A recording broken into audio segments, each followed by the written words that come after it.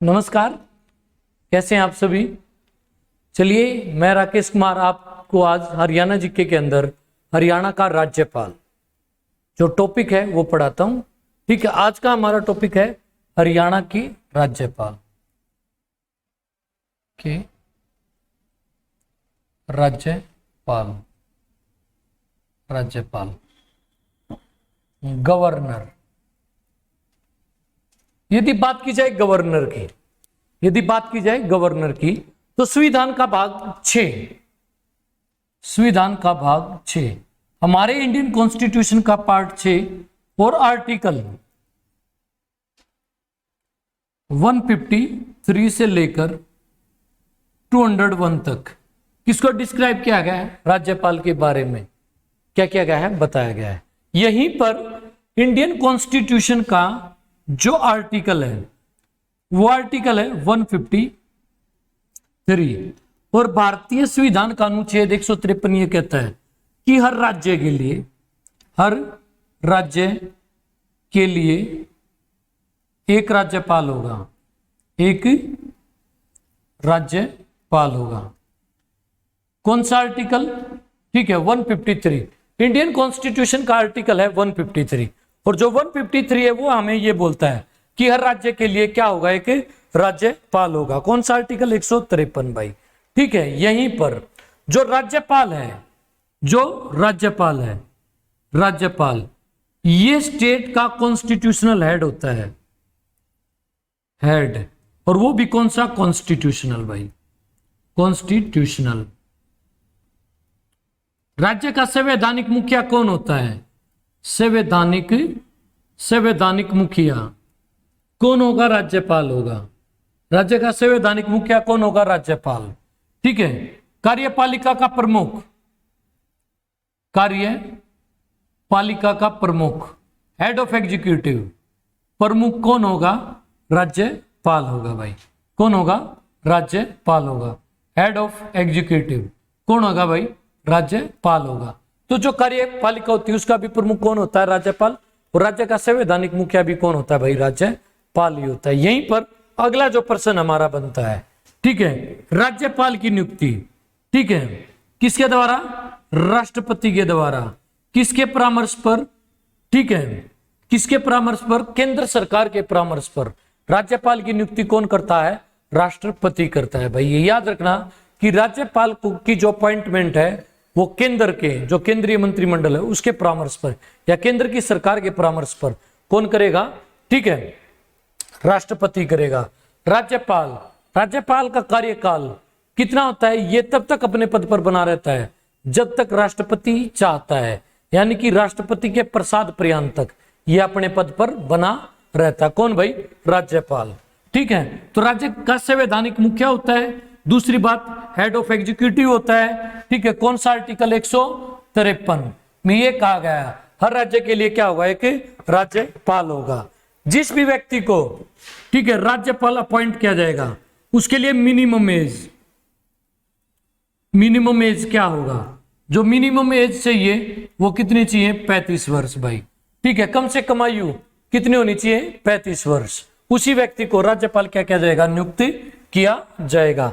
अगली बात किसके द्वारा? राष्ट्रपति के द्वारा। यहीं पर राज्यपाल से संबंधित, ठीक है, राज्यपाल से संबंधित कुछ और आर्टिकल हैं। ठीक है, कुछ अन्य आर्टिकल हैं। किससे रिलेट करते हैं? राज्यपाल से। एक आर्टिकल है 161, ठीक है, संविधान का अनुच्छेद 161 भाई। संविधान का अनुच्छेद 161 क्या कहता है? इसके तहत पार्डन पावर्स, ठीक है, समाधान की शक्तियां भाई। समाधान की शक्तियां किसको दी गई हैं? राज्यपाल को दी गई हैं। जैसे राष्ट्रपति को कौन से आर्टिकल के तहत दी गई है? आर्टिकल 72 के तहत क्या दिया गया है? पार्डन पावर्स दी गई है। तो राज्यपाल को कौन से आर्टिकल के तहत? 161 के तहत राज्यपाल को क्या दी गई है? समाधान की शक्तियां। और कौन सी शक्तियां? किन के ऊपर वो समाधान देगा? किसी व्यक्ति को राज्य के उच्च न्यायालय से कोई सजा सुनाई जाती है उसके लिए उसे ये समाधान की शक्तियां दी गई हैं। याद रखना, जो राज्यपाल है ये जो सैन्य दंड होता है जिसको कोर्ट मार्शल बोलते हैं, उसके लिए अपनी शक्तियों का प्रयोग नहीं कर सकता। उसके बाद जो अगला आर्टिकल है वो आर्टिकल है कौन सा भाई, 163 भाई। ठीक है, कौन सा आर्टिकल, 163।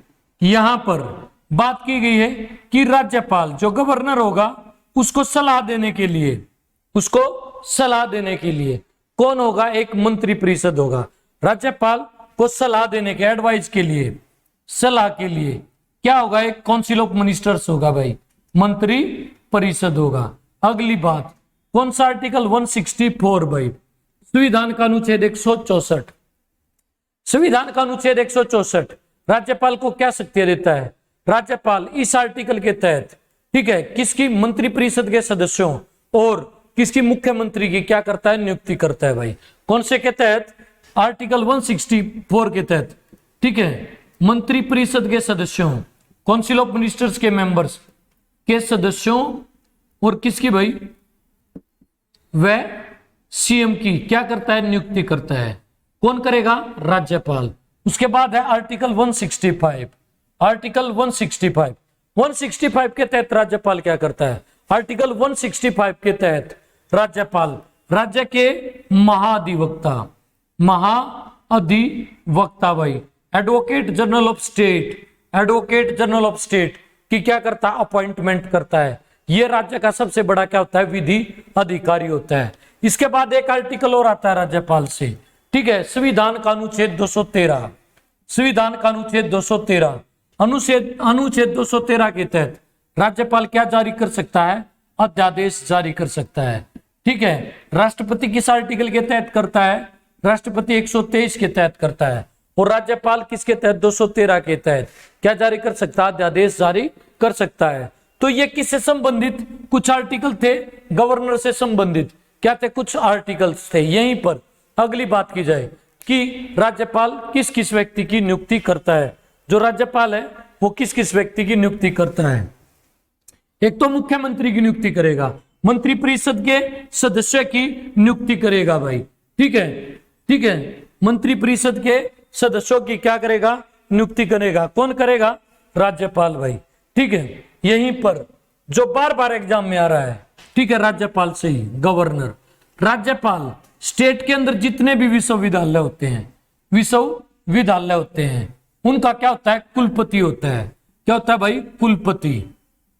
कुलपति होता है, चांसलर होता है।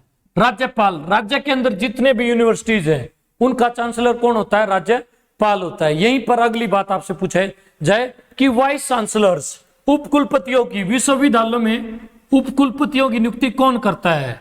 उपकुलपतियों की नियुक्ति, उपकुलपतियों की नियुक्ति भी कौन करेगा, राज्यपाल करेगा। तो ये याद रखना कि राज्य के अंदर जितनी भी यूनिवर्सिटीज हैं उनका कुलपति कौन होता है, राज्यपाल होता है।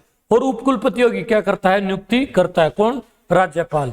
यहीं पर राज्य लोक सेवा आयोग, ठीक है, राज्य लोक सेवा आयोग, राज्य लोक सेवा आयोग भाई, लोक सेवा आयोग, आयोग, राज्य लोक सेवा आयोग। यहां से प्रश्न क्या है भाई, देखिए, जो राज्य लोक सेवा आयोग होता है, स्टेट पब्लिक सर्विस कमीशन होता है, उसके अध्यक्ष और सदस्यों की नियुक्ति, उसका जो अध्यक्ष होगा और जो उसके मेंबर्स होंगे, अध्यक्ष और जो उसके मेंबर्स सदस्य होंगे, उनकी भी नियुक्ति कौन करता है, राज्यपाल करता है। सभी विश्वविद्यालयों का कुलपति होता है, उपकुलपतियों की नियुक्ति करता है। स्टेट पब्लिक सर्विस कमीशन के अध्यक्ष और अन्य सदस्यों की नियुक्ति कौन करता है, राज्यपाल करता है। यहीं पर राज्यपाल राज्य निर्वाचन आयोग, यहीं पर राज्यपाल राज्य निर्वाचन आयोग, निर्वाचन आयोग, स्टेट इलेक्शन कमीशन जो होता है भाई, स्टेट इलेक्शन जो कमीशन होता है, उसके प्रमुख वह सदस्यों की नियुक्ति एवं सदस्यों की नियुक्ति किसके द्वारा की जाती है, राज्यपाल के द्वारा की जाती है। ठीक है, कोई भी पूछे कि भाई राज्य के अंदर जो स्टेट क्या होता है, इलेक्शन कमीशन होता है, उसके, ठीक है, मेंबर्स की और जो उसका प्रमुख होता है उसकी नियुक्ति किसके द्वारा की जाती है, राज्यपाल के द्वारा की जाती है। यहीं पर राज्य वित्त आयोग, क्या, राज्य वित्त आयोग का, स्टेट फाइनेंस कमीशन, राज्य वित्त आयोग का गठन कौन करता है, राज्यपाल करता है, राज्य वित्त आयोग का गठन। वित्त आयोग का गठन कौन करता है? राज्यपाल करता है भाई। जो स्टेट फाइनेंस कमीशन होता है इसका गठन भी कौन करता है? राज्यपाल करता है। यहीं पर बात करें हरियाणा की, हरियाणा के पहले राज्यपाल कौन बने भाई? हरियाणा के पहले राज्यपाल, तो हरियाणा के जो पहले राज्यपाल थे वो बने थे श्री धर्मवीर सिंह भाई। कौन? हरियाणा के पहले राज्यपाल कौन बने भाई? श्री धर्मवीर सिंह भाई। श्री धर्मवीर सिंह भाई, धर्मवीर सिंह हरियाणा के क्या थे? प्रथम, एचएसएससी ने प्रश्न बार बार डाला है, हरियाणा के पहले गवर्नर या राज्यपाल कौन थे? श्री धर्मवीर सिंह। यहीं पर हरियाणा में सबसे लंबे समय तक राज्यपाल रहने वाले व्यक्ति, सबसे लंबे समय तक राज्यपाल रहने वाले व्यक्ति कौन है? कौन ऐसा व्यक्ति है जो हरियाणा में सबसे लंबे समय तक राज्यपाल रहा? तो ये थे वीरेंद्र नारायण चक्रवर्ती। ठीक है, वीरेंद्र नारायण चक्रवर्ती भाई, वीरेंद्र नारायण चक्रवर्ती भाई, वीरेंद्र नारायण चक्रवर्ती। और ये हरियाणा के दूसरे क्या थे? राज्यपाल थे। और राज्यपाल के रूप में सबसे लंबा जो कार्यकाल है वो किनका? वीरेंद्र नारायण चक्रवर्ती का। कितने समय तक? ये रहे हरियाणा के अंदर 8 वर्ष, ठीक है, 6 महीने और 11 दिन तक भाई, 11 दिन तक हरियाणा के क्या रहे? राज्यपाल रहे। कौन जी? वीरेंद्र नारायण चक्रवर्ती। अब यहीं से पूछा जाए हरियाणा के अंदर राज्यपाल के रूप में सबसे छोटा कार्यकाल, तो हरियाणा के 13वें, ठीक है, 13वें राज्यपाल थे भाई। हरियाणा के 13वें राज्यपाल, नाम क्या था? ओम प्रकाश वर्मा। नाम क्या था? ओम प्रकाश वर्मा। ठीक है, राज्यपाल के रूप में सबसे छोटा कार्यकाल ओम प्रकाश वर्मा का था भाई। किसका था? ओम प्रकाश वर्मा का। कौन से नंबर के थे भाई? 13वें नंबर के भाई। कौन से नंबर के थे? 13वें नंबर के राज्यपाल। केवल 5 दिन के लिए भाई। कितने समय के लिए रहे थे? 5 दिन के लिए। ये हरियाणा के क्या रहे? राज्यपाल रहे भाई। 5 डेज के लिए क्या रहे? राज्यपाल। यहीं पर अगला प्रश्न क्या बनता है? वर्तमान में हरियाणा के राज्यपाल कौन है? वर्तमान में जो हरियाणा के राज्यपाल हैं 18वें कौन बने हैं? बंडारू दत्तात्रेय। प्रेजेंट में हरियाणा के नए राज्यपाल आए हैं भाई 18वें। नाम क्या है? बंडारू दत्तात्रेय भाई। ठीक है, ये कौन से राज्यपाल है भाई? 18वें राज्यपाल हैं। किसके? हरियाणा के वर्तमान में जो राज्यपाल है। यहीं पर भाई आप लोगों से, ठीक है, कि पूछा जाए कि हरियाणा में कितनी बार राष्ट्रपति शासन लगा भाई।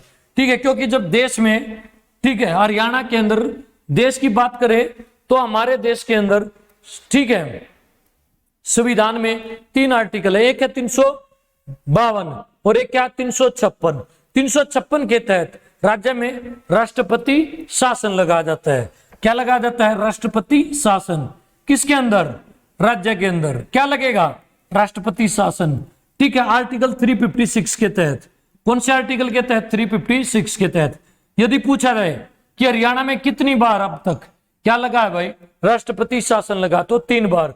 और पहली बार जब लगा तो भाई उस टाइम, पहली बार जब लगा तो उस टाइम हरियाणा के राज्यपाल कौन थे? तो उस टाइम हरियाणा के राज्यपाल थे वीरेंद्र नारायण चक्रवर्ती भाई।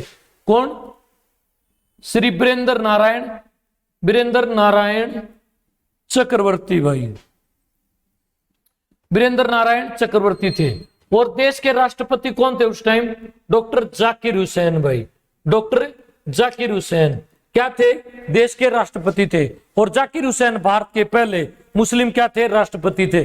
कब से लेकर कब तक लगा भाई? ये 20/11/1967 से लेकर भाई 20/11/1967 से लेकर 21/5/1968 तक भाई 21/5/1968 तक हरियाणा में पहली बार क्या लगा था? राष्ट्रपति शासन लगा था। उस टाइम हरियाणा के राज्यपाल कौन थे? ठीक है, वीरेंद्र नारायण चक्रवर्ती भाई। अब प्रश्न आएगा हरियाणा में दूसरी बार राष्ट्रपति शासन कब लगा?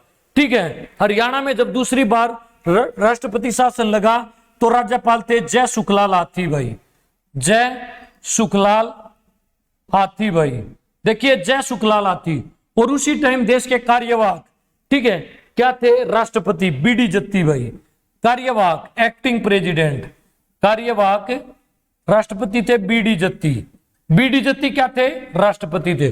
दूसरी बार क्या लगा, राष्ट्रपति शासन। कब, 30/4/1977 से लेकर भाई 30/4/1977 से लेकर 20/6/1977 तक भाई, 20/6/1977 तक हरियाणा में आर्टिकल 356 का क्या किया गया, यूज किया गया भाई।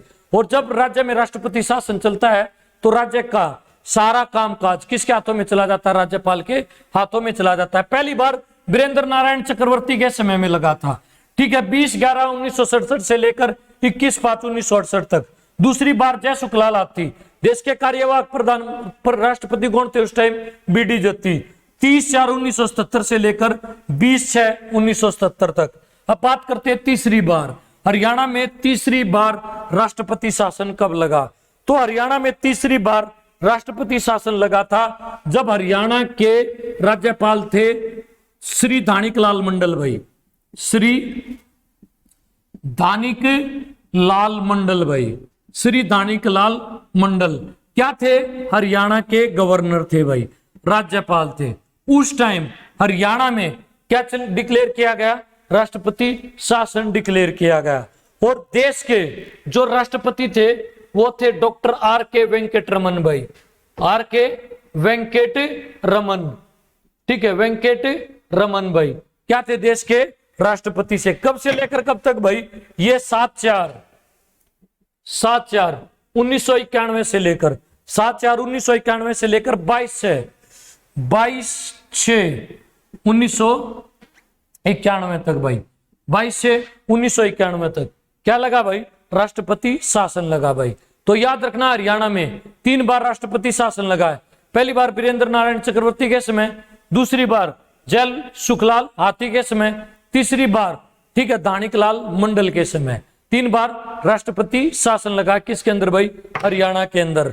तो याद रखना, इसको याद करने की ट्रिक भी है कि जब हरियाणा में राष्ट्रपति शासन लगा तो कौन कौन लोग हरियाणा के राज्यपाल थे। तो ये है जी नारायण का हाथी लाल मंडल में भाई, ठीक है, नारायण का हाथी किसमें, लाल मंडल में भाई। तो ये कौन जी, वीरेंद्र नारायण चक्रवर्ती, ठीक है, जय सुखलाल हाथी, ठीक है, और दानिक लाल मंडल भाई, 3 लोग क्या बने थे, हरियाणा के राज्यपाल थे जब हरियाणा में क्या लगाया गया, राष्ट्रपति शासन लगाया गया।